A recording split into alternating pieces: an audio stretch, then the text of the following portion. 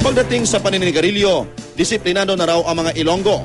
Ito umano ang naobserbahan ng Iloilo City Anti-Smoking Task Force o ICAS matapos silang magsagawa ng inspeksyon noong Miyerkules ng gabi. Una nilang pinuntahan ang Smallville Complex at boardwalk na kadalasang tambayan ng mga tao.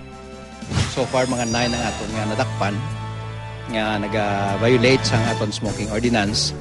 Mayara nga taga-iba nga lugar, pero manami kay bisan ang mga gwardiya nato nagasaway. Ayon sa ICAS, maaari pa rin namang manigarilyo, pero sa mga piling lugar lang. So kabay pa nga kung daw gaduda ka mo, pangkuton nyo yung establishmento, di ring smoking area nyo, kundi hindi, no? Kag kung kis common sense kilang na siya. Kung madamo na nga tao, kag wa ka kung hindi na pag-irisgo nga madakpan ka kay kasabad nga madakpan ka plus mamulta ka pa.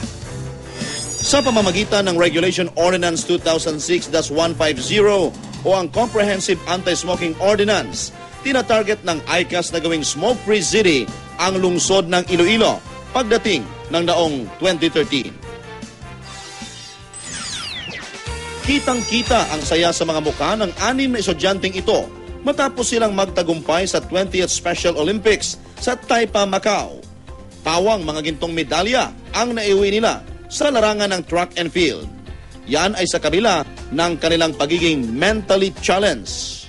Ayun, sira. Gin tamod layan ko mag-practice kin ng panganugid magdaog kami kid. Gusto ko magdaog kami tanan. Makalipay mo kami sa tanan. Pasalamat na kadaog mo kami. Ayon naman sa coach ng team, ang ini nga success nga na agyan sa kabataan, nag-build na sang confidence nila kag ego nga biskan pa paano sila gali may ma-contribute man sa aton nga sosyedad biis pinagi sa sports.